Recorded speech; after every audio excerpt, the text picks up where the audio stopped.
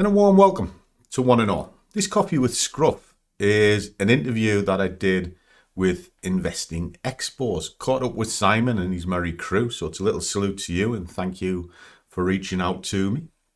I'll drop a link to their YouTube channel down in the comments, but they've been around forever and they do sort of live events for the trading community, and they're moving over into the prop space community and do live events for those. So do check out their YouTube channel, and here's the interview. Enjoy.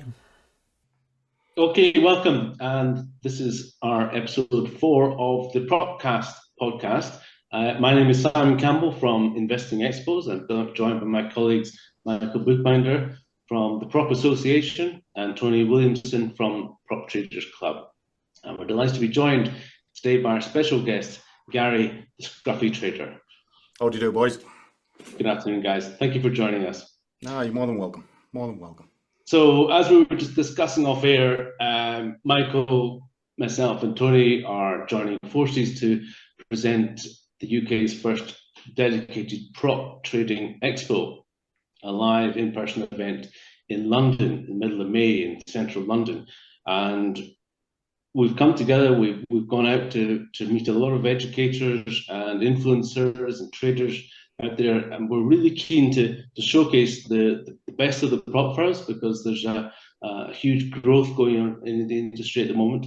And to match that, we're trying to speak to as many profitable traders who are really sort of walking the walk, as they say, not just talking the talk.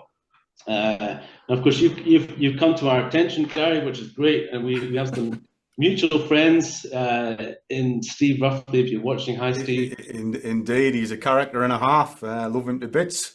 Follow his Twitter feed, or X feed as they call it now. And he's a bit grumpy on X, isn't he? Oh, I find it hilarious. I genuinely do. But he's a top boy. Yes, I agree. Just published his second book, I believe, as well, The Rough Guide to Trading. And you got the second one there as well already. Well, hot off the press.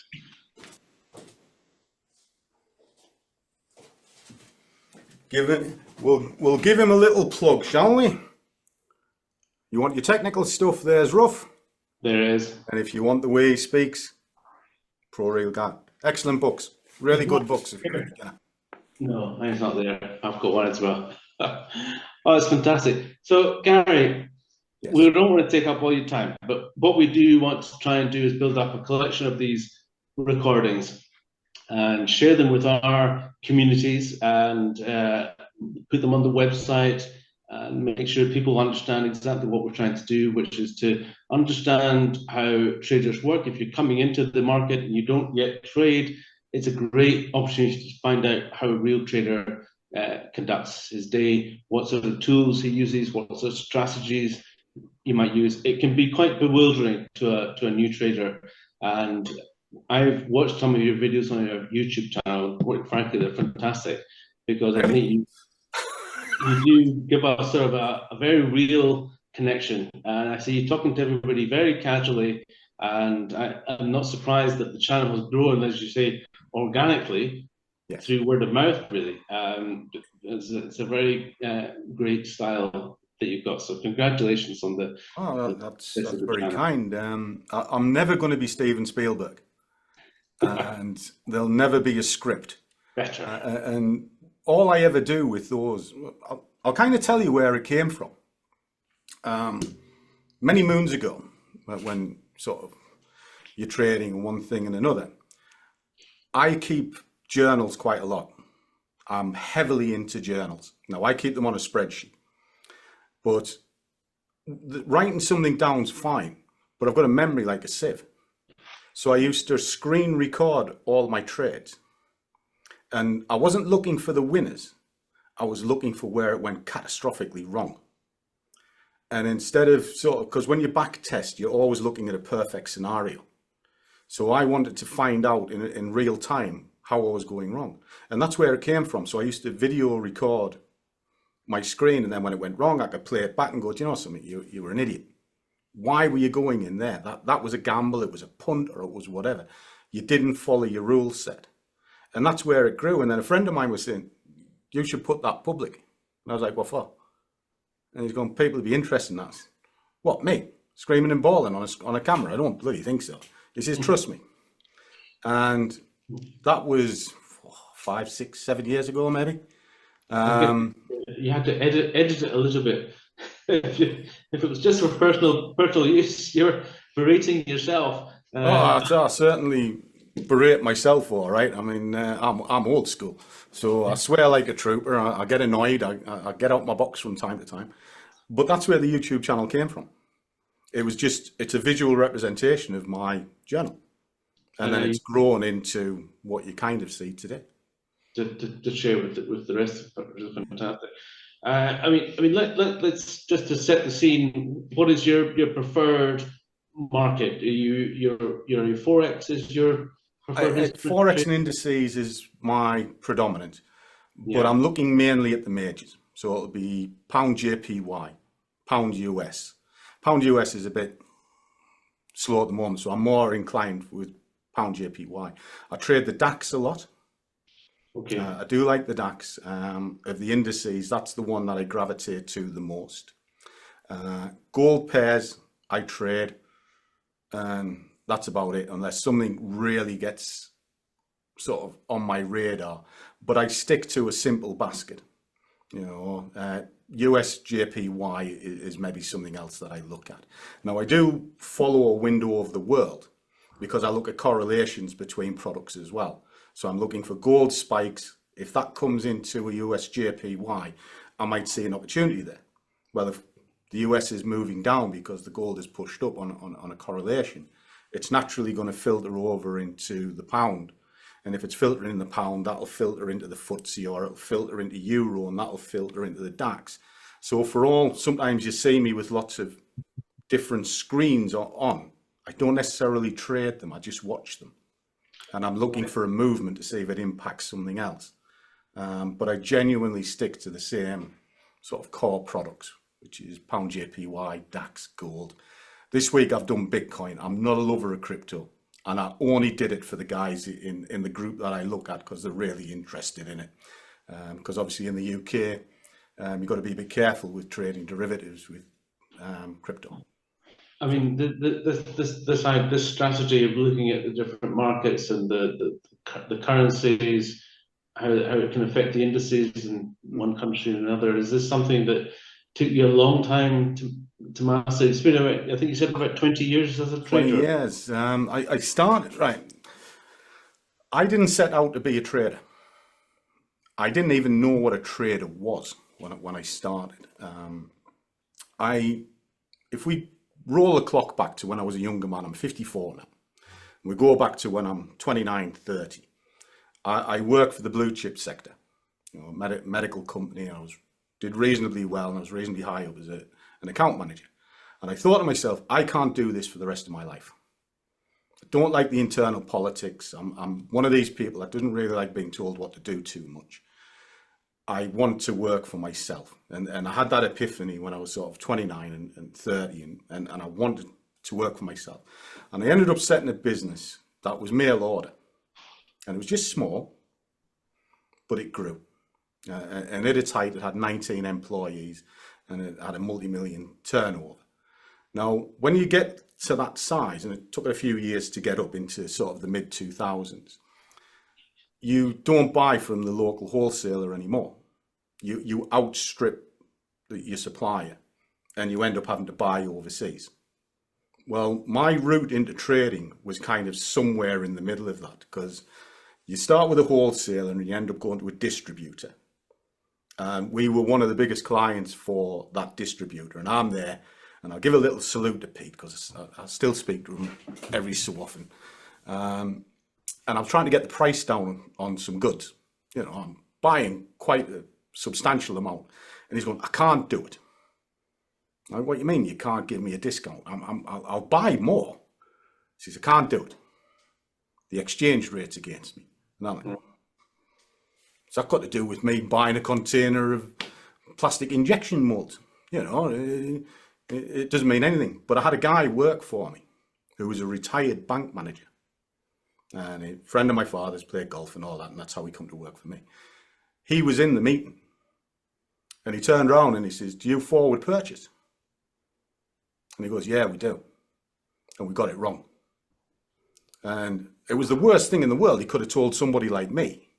Yeah. I said, oh, you got it wrong and you can't give me a discount. What happens if you get it right? And I could see the little twinkle in his eyes going, oh no, here we go. So my first trade was actually to buy goods, but it was based on an exchange rate. Because if he timed his purchasing right, obviously you get more money for your buck. You get more product in the container. So I did an exchange on that. So I agreed to buy more, 20% more. But if I hit my targets and one thing and another, I get a retrospective discount of 1% against what I buy, which was quite good, as long as the exchange rate was correct. And that was my first foray into Forex trading, apart from changing your euros when you go on holiday. Now, as my company grew, we actually outstripped the distributor and we had to go to source ourselves overseas, which Czechoslovakia, Germany, and over in the Far East. When you go Far East, they don't want yen, they want US dollars. So what we were doing, and this was my route in, was we used to watch daily charts and we used to forward purchase our pounds for dollars for containers that we buy in maybe 3-4 months down the line. And that's where my trading started. And then to become a day trader, what I do now, I went through the story pretty much every trader goes through is, well, if I can do this on a daily chart, what can I do on a 5-minute chart? I'll make a fortune. I'll make a gazillion because I'll be in and out of it straight away. Well, I got that. Very easy, isn't it? Yeah. I got that one wrong massively. So it taught me discipline. So I live on high time frames.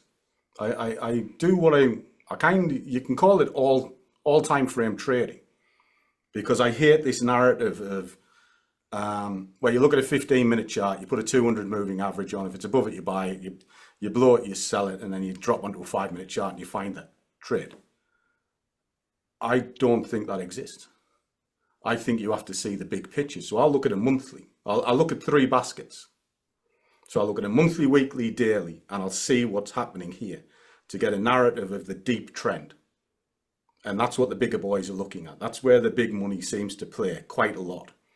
From there, when I'm looking to day trade, I'm looking for a dominant trend. But that's for today. So I'll look at a daily, a 4 and an hour, and that'll give me a dominance direction. Now, I'm either going to trade with that or against it. And if I'm trading against it, I'm going to scalp. And I don't like scalping. So I normally look for an alignment and then I'll drill in just for an entry from an hour 15.5. So there's quite a lot of work, homework goes into a trade. And I might trade only once or twice a day, but when I go to market, I've pretty much got my ducks in a row. And that took a long time to learn because everybody wants it now. They want this microwave culture. And I fell into that trap. It's like paying your plumber £500 for 10 minutes work, but you're paying them for the lifetime it's taken to understand what fight to fix exactly. Yes. Tony, you run the Prop Traders Club and you spend all day with thousands of traders, on the Facebook group. I mean, what Gary's describing is having this sort of fundamental introduction to the markets and how Forex works, but that's not true really of everybody that's coming into trading nowadays, is it? This sort of gamification of trading. Do you think that's a drawback? Do you think it's something people should be going back and learning some of these sort of basic learning blocks of how the markets work? Yeah, absolutely. And so a lot of people coming into now, they're seeing like prop trading especially, and they're looking at it as like a get rich quick scheme. So they're skipping a lot of the startup, the actual learning bit. I'm kind of guilty of that myself because I kind of done the same thing. I looked at prop trading and said, wow, I can trade $100,000. Then I learned the hard way after a few years of losing money that they can't really take the shortcuts. You've got to put the work in. You've got to put the effort in to get where you want to be. Can I interject here just a second? When you say you're trading 100,000, are you sizing to that or are you sizing to the drawdown? So I tend to size to the 100,000, but I understand what you mean that the drawdown is only maybe what 5 or 10% of that. Yes. So that's $5,000 or $10,000. Yeah. That's a big dip. It's a big chunk, but what I'm driving at, what I've seen in the prop industry, and I see this quite a lot, the over leveraging in the industry is massive. If you've got 100,000 liquid money, fine. You can size to that. You can work out what your risk factor is in it. I hate the term risk. I always call it invest. It's like a mindset thing for me. If I've risked it, I've lost it. If I invest it, I want a return. But if I'm sizing to 100,000 and that thing gets out of hand, which it can, you've only got a finite amount of drawdown and then that account is gone. But if you sized to the drawdown, you can trade any product you want because you've got buying power. But if it got out of hand, at least you've now got the ability to get out of it. But you can't at 100,000. Can I summarize to make sure I understand correctly? Yes. So when you're saying do it for the drawdown, you're saying if you only want to lose $500, size your trade towards the $500, not use X lots, or you're think about the drawdown first. The way I look at it is the drawdown is the account. That's your account size. So if you've got $10,000 or £10,000 for me, is drawdown. That is the only thing I could size to. And I have a quick mantra in my head as to how I work out position size. Because if you're over leveraging all the time, and you I hate this narrative of 2% account and all of that. Every trade is different. So you've got to take it on its merit. So I work to £1 1,000 and then I'll cap it. So it's what I feel comfortable in money terms. So if you're wanting to lose $500, what's the relation of that to the drawdown? Well, if you've only got 2,000 drawdown, you want 500. Well, that's a hell of a chunk of change against that. You've got 4 shots and that account is gone. But 500 towards the 100,000 means nothing. So it's a different way of mindset thinking. And the way I look at prop, and I've done it for quite a while now, is I'll size to the drawdown. And all right, it takes me a long time to build up the account, but it's safe, it's steady, and it keeps on trucking. The big account, the 100,000, to me is just buying power. So if you've got an expensive asset, you can still trade it. And that's the way I think. And it's when I'm doing the BlackBull thing that you've seen me do recently, I purposely take a 500 to 1 leverage, but I only size to the size of the account. The leverage is only there to open up a position because DAX is quite expensive. So you need the leverage to open up, but I'll only size to the amount of money. And then as the account grows, I'll drop the leverage. So it takes the temptation away. I call it trading on the back foot because I'm always defensive in what I'm doing. I'm never aggressive. If anything, I'm too defensive. But that comes from my mail order days when I had the company. You had to budget effectively. And that's transpired into what I do today. In terms of positions, managing your positions, how many positions can you reasonably manage at the same time? Well, I do it quite odd because, it's not odd. I follow DCA, dollar cost averaging, but I do it through 2 fixed points. So I know roughly where I'm getting in on the market, and I'll know roughly where I'm getting out, like a box of pain, if you like. I can't allow the market to go any further than that point. And then I'll stage into it backwards. If I'm swing trading, I'll stage into it forwards. But on a day trade, because of the volatility of the market going like this all day, and you're only wanting 20, 30 pips or whatever it is, I don't want to be in a position where it moves for me and then it gives it back. I don't want that. So inevitably what happens is the market moves against you. So why not capitalize on that? So I'll go in with maybe 20% of a position and I'll stage it back 5. So I know where the point of entry is. I know where the point of pain is. I'll divide it by 5 and it'll come in. Now what this does for me in a roundabout way, it reduces the exposure to the market. But if I hold it to target, and then I have rules in this as well, and I'll tell you what they are, it increases the upside. So I can actually have far less in the market and make far more than somebody going 100% point of entry. Over time, it pays off. But I've also got room to maneuver. I can switch trades off. So I'm not trying to work out, I'm going to take 10% of my trade off. Well, I've got 5 of them running, like 5 positions, but they are all one position broken up. And that's how I do it. And my rules are very simple. 1, 2, 3 are the trade. They're going to run to full target because I expect it to step back. Okay? Inevitably it does. You know, if you ask yourself in the last 100 trades, how many of them went straight to target, and I'm talking like not 2 or 3 pips, 30 pips, without looking back 3 pips? There'd be very few. I can't do it. You know, so what I do is I capitalize on that. Comes back, picks a couple of orders up, runs to target. But my rules are 1, 2, 3 target, 4 I'll get out where I got in, 5 I just want to get out. And I rely on the bounces, but I work it between key levels on the market. As I was saying, I was looking for a narrative earlier on, monthly, weekly, daily. They're the only really levels I'm interested in. I couldn't care less about hourly levels. Couldn't care less about 15-minute levels. They don't hold any weight to the market.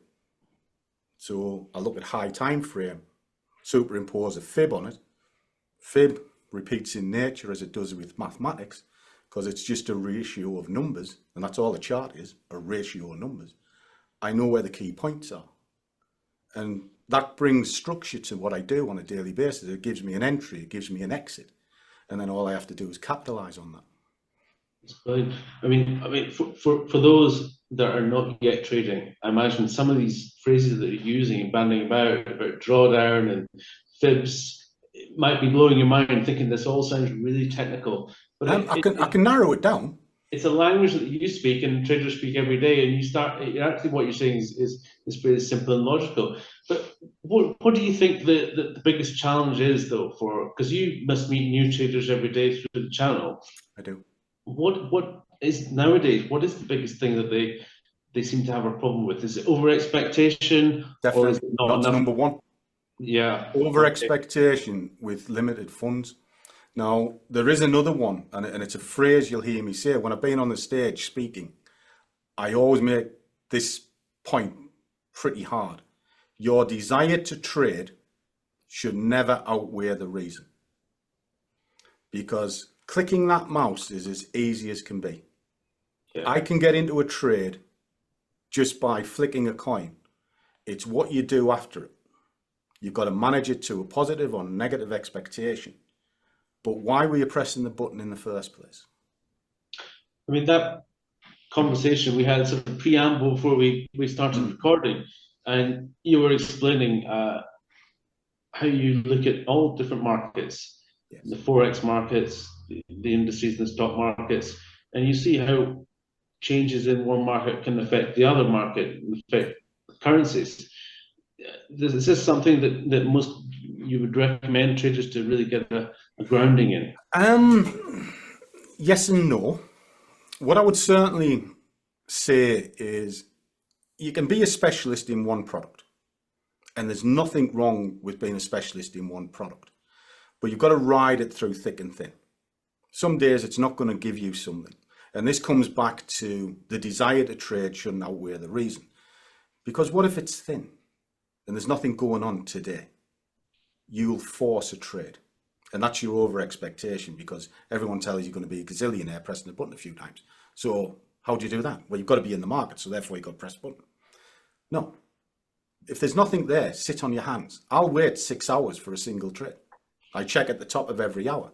So what I tell them is look at 3 markets, but 3 different markets. So look at gold. Look at, say, cable, pound US, and the FTSE. They are loosely correlated, but they're different that you'll be able to see a difference. Because if you're trading euro dollar and pound dollar, they move in a very similar way. So you're going to see the same wave pattern. You're not actually going to see a difference. You can talk yourself into a bad trade. But if you look at gold, gold moves different to cable, and cable moves different to the FTSE. But if gold slams up in theory, the dollar's going to move down because there's a correlation between them. Well, if the dollar is moving down, that's going to put pressure onto the pound on that pair. So if that's going down, the seesaw will push the pound up. So you could use gold as a barometer to get an early warning system of what's happening in Forex market. Now, if the pound is going up in a loose way, this isn't scientific, but it's kind of a loose seesaw way of looking at things. If it's very expensive to do business in the UK, that means the FTSE will come down. So there's a correlation between the markets, but that correlation is different in each one. So you can actually use them as barometer. Oh, look at the FTSE. The FTSE's slamming. Wow. Why is it slamming? Holy shit, there's a move in gold as well. But cable hasn't done anything. There's something going to happen. But you being a technical guy, you're looking for the trends. Do you force yourself to wait until you see it playing out, the trend confirming, or are you tempted to try and get in? No, I'll go back to a statement that I heard from our friend Steve. Try and pick bottoms, get smelly fingers. Yes. Oh, no, I don't want. What I believe in, I believe in sort of power of three. So I'm not looking for the bottom third. I'm not looking for the top third. I'm looking for the bit in the middle. So this is where a fib can come in very handy to you. And as you were saying earlier on about people not understanding what it is, it's a Fibonacci sequence. So if you tap into Google, Fibonacci sequences, it's a repeatable series of numbers. Yeah. Now, if you can see a bottom that you believe is there and you draw your fib, because you'll always see a top or a bottom, and then you just got to look to see where it started. If you can draw that in accurately, well, you've got from 0 to 23.6 to make your mind up. So the way I look at it is this. As soon as I've seen that 23.6 tapped, and I either want to see a decent close above it or a bloody big spike through it and a close near it, that's telling me the market has shown its hand. Mm-hmm. The next point is 38.2. Well, there's a safe bet it'll get to 38.92. You can trade safely into that. And then from there, if you want to hold it at 50, 61, 76, up to 100, and then into the extensions of 127, fine. But that 23.6 showed you it was in motion. Now, this comes back to what I was saying earlier on about baskets. I'm either going to trade with it or against it. So if I look at the dominant direction for the day and I'm going against it, then I'm going to be out by 38. I'll get in and I'll get out relatively quick. If it's in the same direction, then fine. I'm probably on for a decent trade, and then I'll be keeping a close eye on the pivot point, which is the 50. And I'll see if it breaks through it and holds above it. If it does, I'm going to hold that trade as long as I can, and then ratchet up all the time. So again, it's all methodical, and it is kind of technical based. I pay a little bit of attention to fundamentals, but mainly the chart tells me what I need to see. And that's because I look at all of the chart. I don't look at a single part of it. I look at the monthlies right the way down to a 5 minute, and it paints a big picture. And if I don't like the picture, I won't trade it. I want to jump back, if that's okay, to the risk management you were talking about like a few minutes ago, because I think that was something big you touched upon, which really hits upon the whole idea of the prop space. The way you look at risk and drawdowns is you kind of look at what's the dollar amount I'm going to risk, what's the proportion that I'm going to risk, and that is, I think, one of like the key benefits that everybody loves about prop trading, right? They say that, you know, what's the difference between trading your own funds versus trading prop firm funds? A lot of people say that trading prop firm funds makes them more responsible traders because they have to follow rules more tightly, and the rules help them become better traders. I guess in terms of the risk management, how you do it, was that your system before you got into prop trading, or did you develop that as you got into prop trading? No, I've always done it because it comes from when we were forward purchasing. We have X amount of money that we can use to spend. And we ring fence money because you'll have so much for staff, you have so much for building, so much for product. Now, inside of the product, we have different product lines. So that's then broken down into ring fences as well. So I've always been pretty good at sort of allocating money to a certain point of view. Now, in this case, that point of view is prop. It's not a container of injection molds. So the way I look at it is I don't necessarily go, well, I do 2% or 1% or anything like that. I look at where the stop is going to be. It's the first thing I look at. If I'm wrong, this is where the stop is going to be. It has to be there. Now, that's behind two, what I call shields. Now, it's going to be an S&R line, support and resistance for those who don't understand the terminology, or a swing point. And I want two of them. Now, it can be fib, it can have whatever, right? But I want two of them. So I know roughly where I'm going to get out. And I've got a fair idea where I'm going to get in. So I know what the distance is. So I can work that out. And it could be 50 pips, just for argument's sake. Right. Well, if I'm a pound a point, that's going to cost me 50 quid. What if I've only got 500 quid as an account? And I'm talking small numbers here because new people coming in, one of the things I hate is where they get dazzled with big numbers. Most people don't have £100,000 to put in an account. They have 500 quid. Well, if you try and put a pound a point on, which goes back to Tony and his £100,000 prop, yeah, you can do it. But against that £500 drawdown, it's ludicrous. It's over leveraged because that's going to cost you 50 quid, 10% of that account or 10% of that drawdown. Mm-hmm. So you ask yourself a question. Can I afford it? Same as you would in business. Can I afford this? And you keep your answer as binary. It's either yes or no. Now, in this scenario, it'll be no. You can't afford it. Because if it's wrong, even if your ducks are in a row, because I'm asked all the time, well, if you're good, why don't you put the farm onto the trade? And it's very simple. I'm not an idiot. Don't live in la la land. I ran a business for a long time.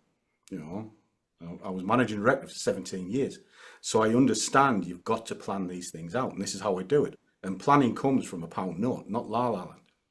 So 50 quid's too much. Can I afford it? No. Half it. Well, can I afford 25 quid against it? Maybe. At a push. Right, okay. That's your position size. 25 pence. Then what you do with that 25 pence, do I want to spend all of that in one go? No. I want a discount on what I do. So I'll go in at 5 pence, let it stage back, put another 5 pence in, and that reduces that exposure. So you're not putting 25 quid on the market, might only be about 22 or 20, because as you stage into the stop, the exposure reduces.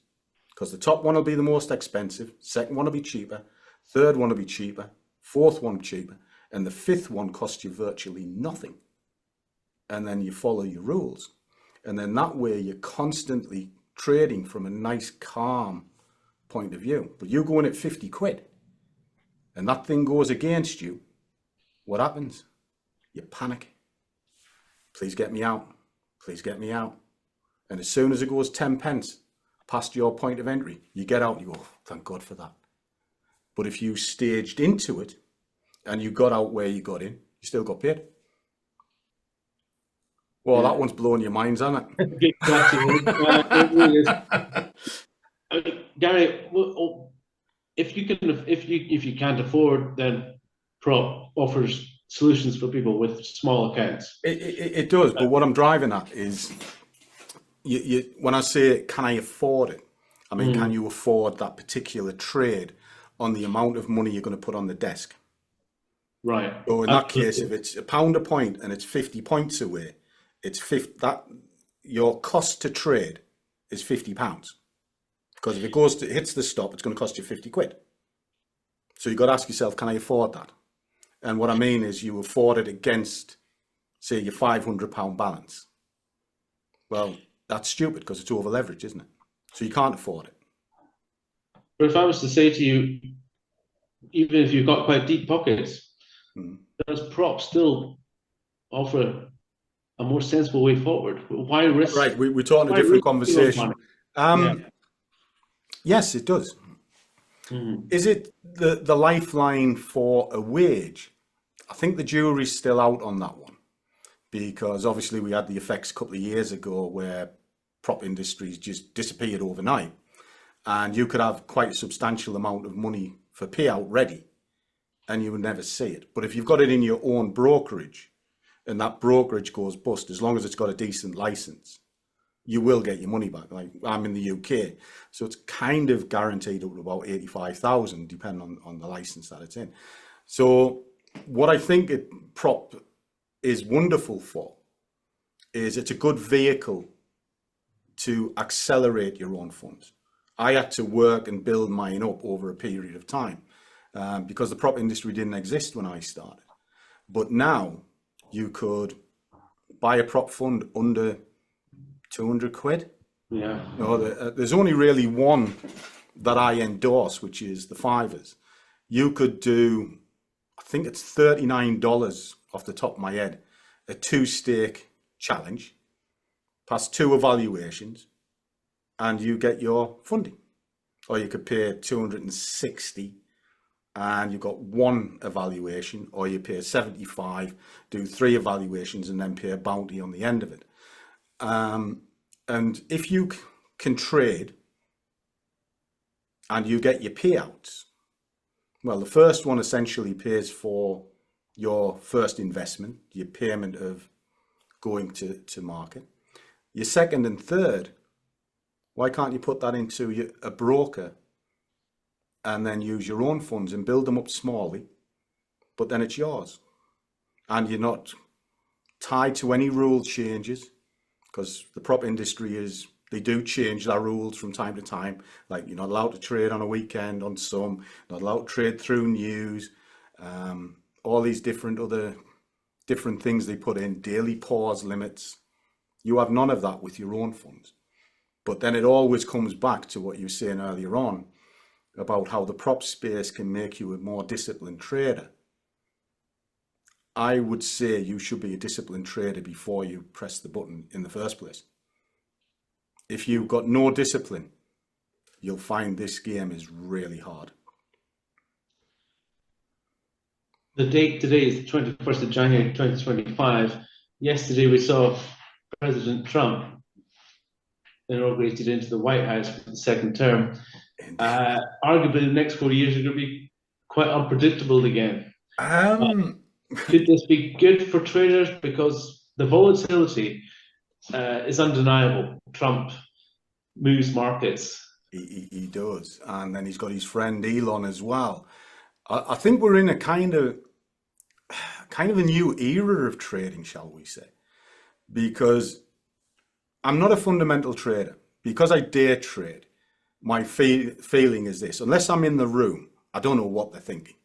I've seen non-farm payrolls and decent sort of data come out and the market tank. And then I've seen negative and the market rally. So you've got no idea what they're thinking. And ultimately, is it really going to affect the next 10 minutes? No, not really. You know, all I need to know is when it's coming. So you get your economic calendar out, you know when the interest rates are getting released, etc., speeches. I just stay away from it. Don't understand it, I don't trade it, it's that simple. But the new era is the social media era. Because, like you say, Trump can get on Twitter and sort of say something, and then suddenly, bang, there's a reaction, and you wouldn't even know it's coming. It just hits you like a brick. So this now segues back to when we're talking about, well, what I would invest into the market. You called it risk. If I'm over leveraged on the market, on your 100K that you were talking about, that tweet could blow me up and actually destroy me in a heartbeat.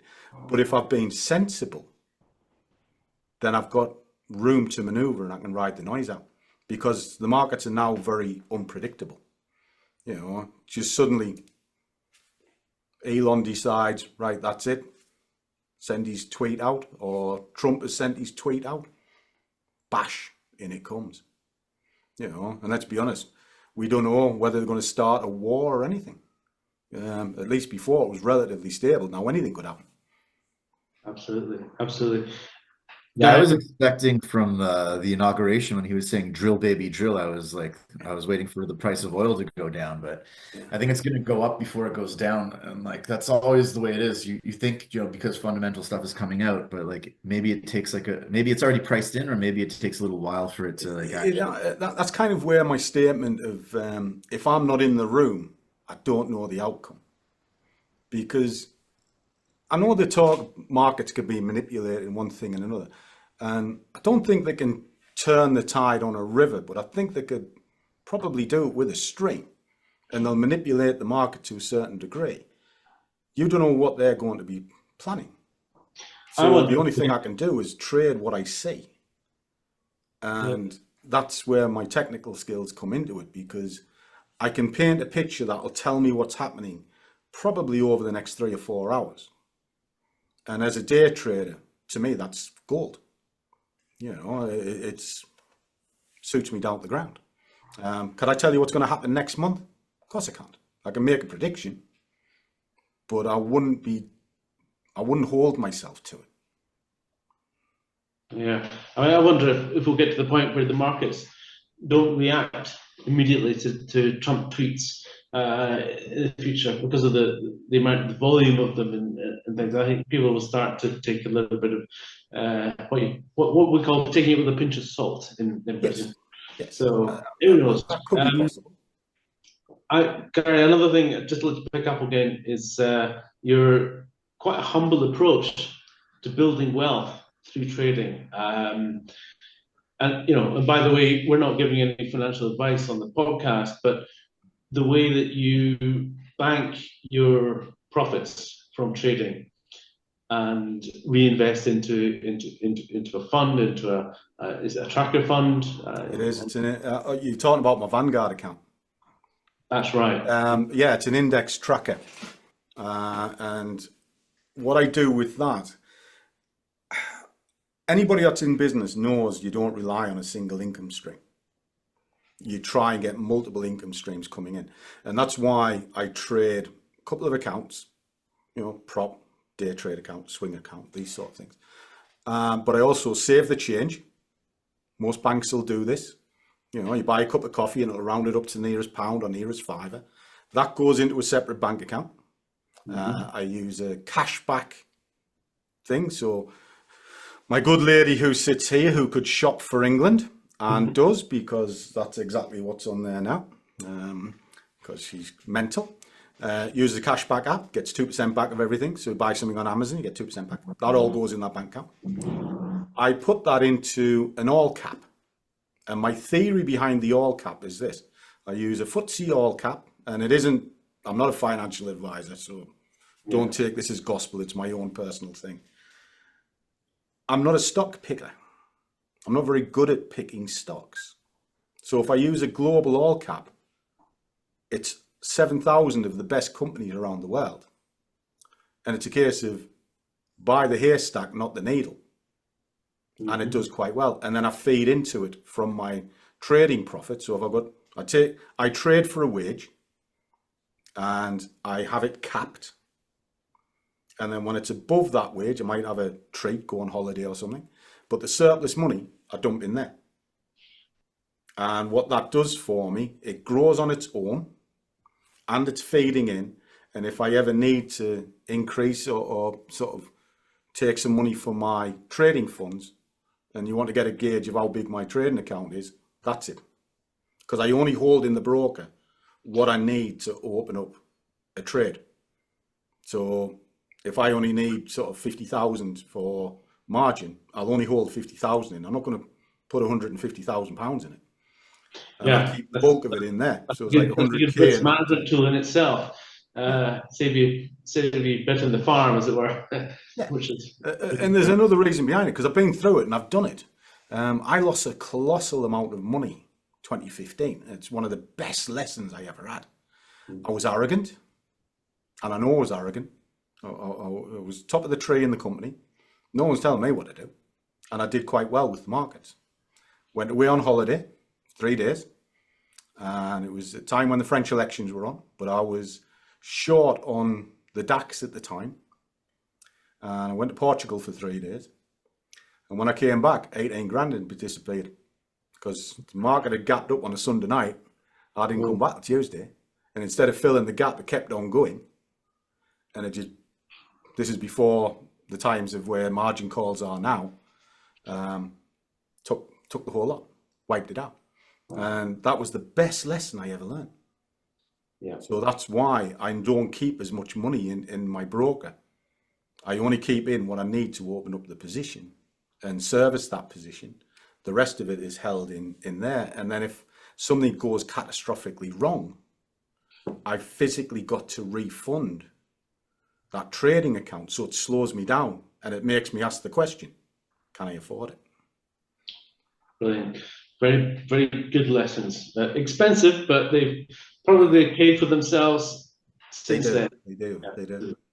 I mean, we're getting towards the end of our time, but can I fast forward to today and to this year? You built up a tremendous community at the Scruffy Trader. You've got the YouTube, the Discord channel. I believe you have a course where people come and they can learn. You're not giving them. I wouldn't call it a course because I don't call myself an educator. I'm not an educator. Okay. I'm not a teacher. I'm just somebody that does the job. And again, I'll give you a quick brief thing. The group grew from the YouTube channel because, oh, what do you do? How do you do it? Blah, blah, blah. So we made a little Facebook group. And then that got big, or bigger, shall we say. And they wanted more and more of my time. And I need to get that back. And I thought, well, I have to structure this. So eventually it became the Discord and the Scruffy Squad, what it is today. Now, inside it, there is modules of what I do. So I wouldn't call it a course, it's just modules. Because I don't think there's an ABC pattern to trading because we're all individual. We're all different. We have different personalities, different pain points. So what I do is I put the modules together so they could see what I do, but then they can make their own framework from it. And then I'll walk with them every day. So I'll go on Zoom with them every day, not to trade for them, because I don't believe in signals, but I'll get them to mark up a chart in front of me and we'll talk through and we'll make a prediction of what this chart is going to do. Did it last night? Trades came in. Did it the night before? Trades came in. And that's what I do. It's like an interactive community. But to be one step further, it's again, they want more and more because they wanted the live and all of this sort of thing. So I give them my time. I'm at the screen, 6 o'clock every morning. I'm normally done by 10 o'clock in the morning, so I've got a bit of time during the day and I spend it with them. But now we go into hotels and a big screen, and there's not many traders will stand in front of them with a live chart and go, right, this is what we're going to do. Good, bad, or indifferent. And then have a beer with you. There's not many. Now we do that. Got the next one in February and then we're off and we're all going on holiday together in Benidorm at the end of the year. Oh, fantastic. And this, but here's the kicker. They're paying from it from building small accounts. So that BlackBull that we were talking about earlier on, the money goes in there. That's to pay for their holiday. So they all follow it and they build up their little accounts and they get a few quid. And then we go off in the sun and we have a few beers and a bit of a jolly. We did it last year. It was a hoot. Although I'm getting a bit too old for all night drinking on the strip. I mean, I met one of the guys at dinner time and we're in a kebab shop at 2 o'clock in the morning and I'm like, I'm getting too old for this. Yeah. But you two will be fine. But me, I'm 54, you know. I mean, I might look young and like a stunt double for Brad Pitt or maybe Shrek. But I can't do it anymore, kids. Yeah, we've done residential courses in Spain before. We've taken a bunch of traders and had fun. I mean, and it's great fun. But you have to know when to go to bed and leave them. Yeah, but I'm one of these that I've got their best interest at heart. I genuinely do. And like I said before, if they're willing to put the work and effort in, I'll walk every step with them. You know, but if they're looking just for somebody to do it and just a quick fix, I've got zero time for people like that because they'll never make it. They're just, I think we touched on it before about quick money, you know, or the microwave culture. I think this job takes a long time to learn and not so much the technicals. I could teach you the technicals in a couple of days. It's the mindset. and it's how you conduct yourself and how you process.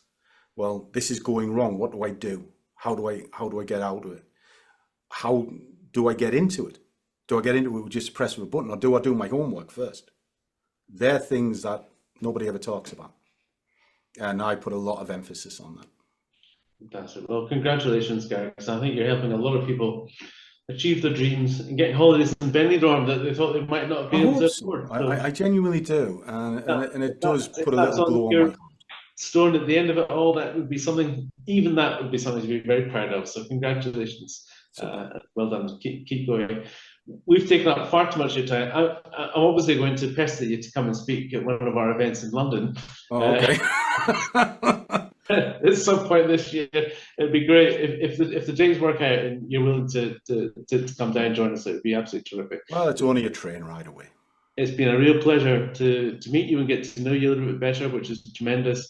Tony, Michael, do you have any other questions for Gary before we wrap up?